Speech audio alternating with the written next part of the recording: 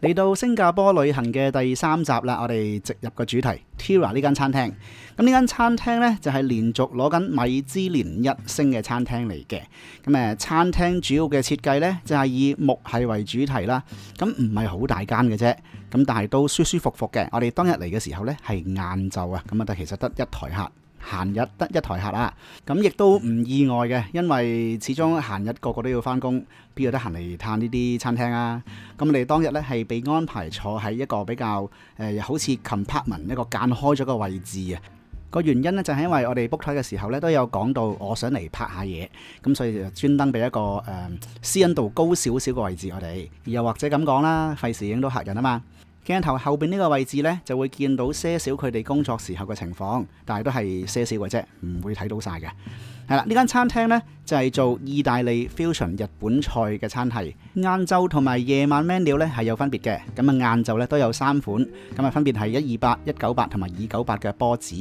我哋就揀咗中間嗰個。咁都有問我哋飲唔飲酒呢？我哋晏晝選擇唔飲酒啦，飲杯水算啦。佢哋會問我哋有啲乜嘢唔食，但係就唔會話俾我知有啲乜嘢食，因為呢，佢哋話係會做 omakase 嘅。OK， 唔緊要。咁我哋第一道嘅前菜呢，左邊嘅就會係 burrata cheese 啦，灑咗少少嘅黑胡椒碎啦，少少嘅發葱啦，同埋初榨嘅橄欖油。然之後右邊呢個呢，就係風乾熟成嘅 Parma ham， 咁就係有些少嘅橄欖油呢，就淋喺上邊，就係咁嘅啫。建議食法就係先食左邊嘅 burrata cheese， 咁都 OK 開胃嘅，唔會點漏嘅，因為始終 burrata cheese 都係比較淡身嘅芝士啊嘛，係啦，加少少黑胡椒碎發葱呢，就吊起少少嘅味道。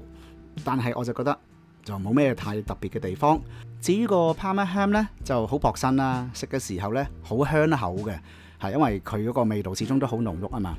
入口嘅口感呢，就係偏向室溫少少，係啦，唔係特別熱又唔係凍，總言之係室溫啦。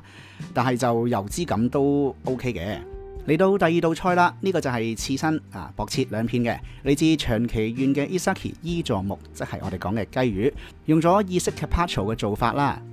下邊個醬汁呢，就係以紫蘇葉嚟打出嚟嘅醬啊，代替咗平時我哋嗰啲 parsley 嘅青醬呢，咁就襯埋一齊食嘅。上面有些少嘅蘿蔔啦，嗰啲即係菜啦、沙律菜嗰啲呢，就捲埋嚟食。咁呢個魚呢，油脂感係幾好嘅，係啦，幾好食嘅，襯埋呢個青醬呢，係balance 到件事，係啦，因為始終雞魚都係比較肥味嘅魚嘛，入口綿滑啦，唔腥啦。合格嘅，同埋我欣賞佢個魚肉嘅溫度呢，就唔係話啲好凍嘅魚肉，回翻些少溫先至真正食到魚嘅味道嘅。去到第3道啦，我哋食麵包啊，呢個佢哋自家製嘅麵包襯翻佢哋自家製嘅牛油，個牛油係非常之香嘅，用咗牛肝菌去打出嚟啦，又滑又香，襯埋個包呢係正，不過個包就少少暖啦，又唔係好暖，又唔係話好脆。所以就食咗半嚿就算啦。然之後第3個呢，就嚟個意粉，海膽意粉。我覺得呢，去到呢一度有些少行貨啦，唔知係咪香港見得多，而家嚟到呢度呢，覺得OK 啦。上面就刨咗少少嘅烏魚子嘅碎啊，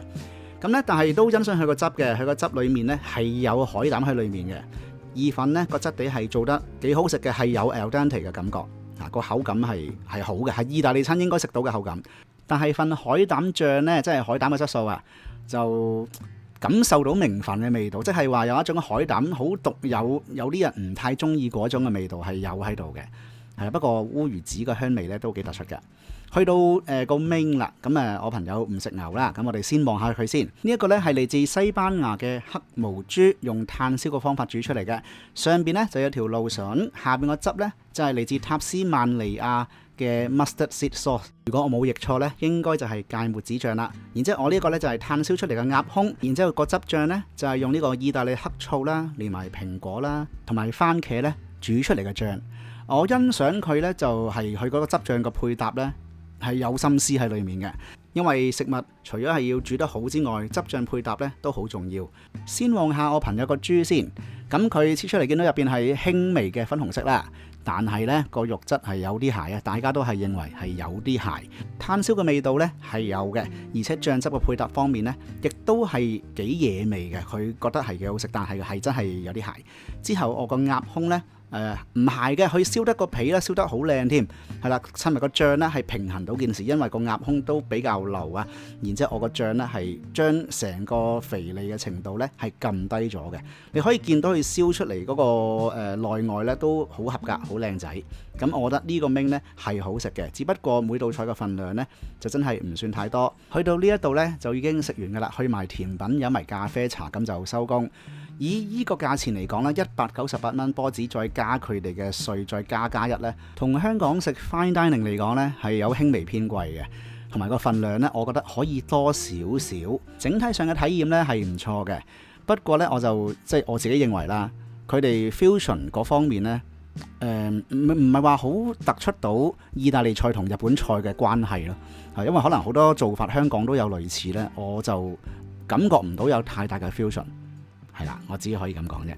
好啦，我哋食完飯之後呢，出邊呢就係餐廳嘅環境。我想講呢條街呢，其實有好多唔同類型嘅餐廳啊，咩日餐啊、燒料啊、西餐呢，咩都有嘅。咁我唔係話其他嗰啲好食嘅，只不過係好多唔同嘅選擇。食完飯之後呢，我哋就去咗遊客區，一個叫做 Gardens by the Bay 啊，同大家遊下花園啦。呢一個先呢，大家搭飛機以前啊，國泰嘅時候呢，有冇印象見過啲類似嘅嘢？呢一度咧會話俾你知近期嚟緊會有啲乜嘢活動舉行啦，咁啊希望大家都會喺翻嗰啲時間去睇嘅。呢一度咧有好多唔同嘅館啦，包括係 Cloud Florist 啦、Flower Dome 啦、Floral Fantasy 啦，就用呢個小熊維尼即係迪士尼嘅角色做主題嘅館，有美人魚嘅館啦咁樣啦。每個館咧就獨立收費嘅，但係頭嗰兩個館咧係一張飛可以包到嘅。咁我哋就揀咗3個嘅館去行。咁去到第3個即係小熊維尼嗰個館咧係要行嘅，咁行大約係10分鐘嘅路程。咁我哋因為熱咧，其實可以搭呢個3蚊波子嘅來回車咧，就即係兩邊點對點，其實都 OK 舒服嘅。我自己就好怕熱嘅，點知嚟到呢一度咧，每個館都係冷氣開放，係涼嘅冷氣喎，所以咧。我喺度都逗留咗唔少嘅時間，其實呢度咧都好值得大家去參觀啊、影下相嘅。我哋而家呢個館咧叫做 Flower Dome， 轉頭我哋會行嘅館呢，就係叫做 Cloud Florist。呢個月開始呢，係會有侏羅紀嘅元素喺裏面啊，即係話有好多恐龍喺裏面啊。假如大家小朋友中意恐龍嘅話呢，嚟呢度呢就絕對舒舒服服啦。咁我哋小熊維尼個館呢，去翻第4集會再講埋，然之後講多間餐廳。咁我哋呢個時候呢，就不如帶大家遊下花園，睇完之後呢，我哋下集再見。